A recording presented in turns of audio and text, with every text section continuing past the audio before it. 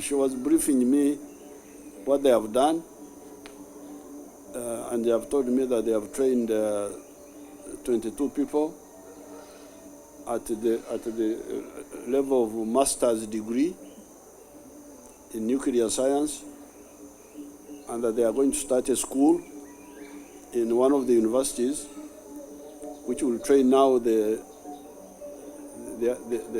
lower cadres, the technicians, the what. Yeah, this is very. And then we go to the actual building of the power station. The reason we went for nuclear plants is that the hydropower resources in Africa are not too big. If you combine all the rivers in Africa, the hydropower potential is about 300,000 megawatts. If you combine the Nile with the Congo River, with the Zambezi, with the River Niger in West Africa, I think it's about 300,000 megawatts or less for the whole of Africa. So if you take a country like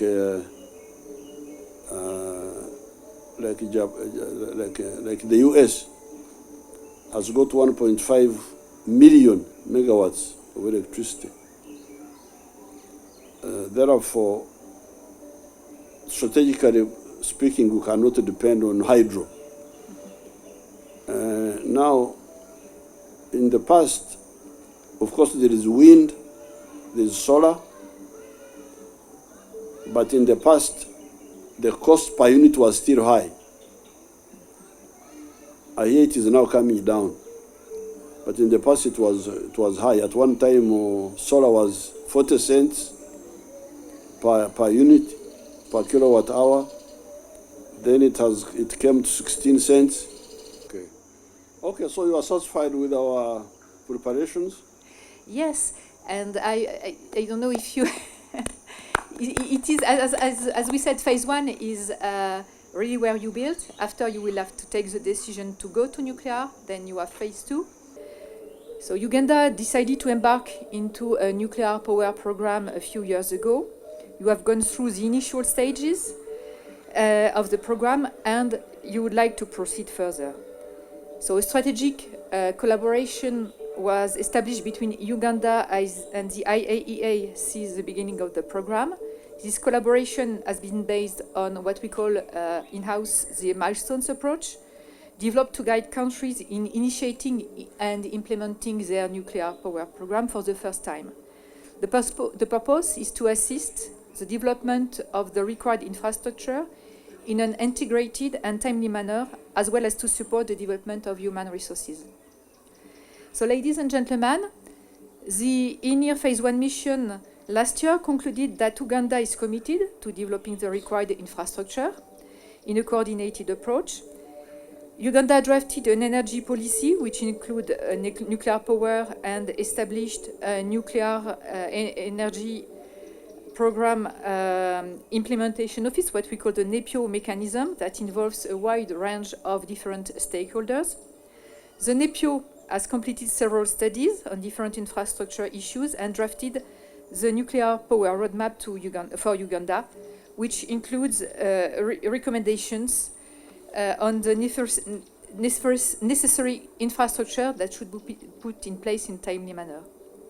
So embarking in nuclear power program is the sovereign decision of any country. We in the agency can provide support, but the major responsibility for closing the gaps and moving forward is yours.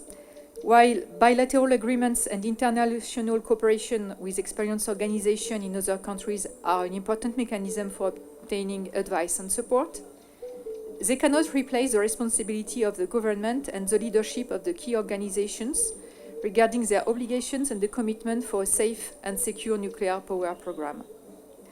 But the Uganda governmental support to the nuclear power program is one of the strong findings of the IAEA report, among the best practices of embarking countries that we have seen so far.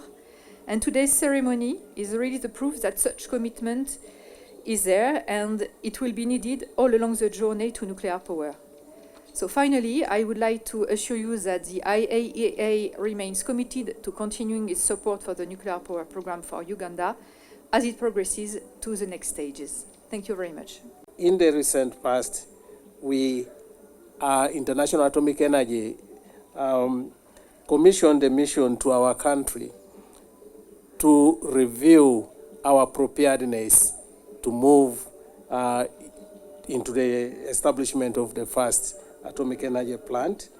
And the main reason for our coming here, when they carried out that review, is actually to present to you the results of the review which they carried out.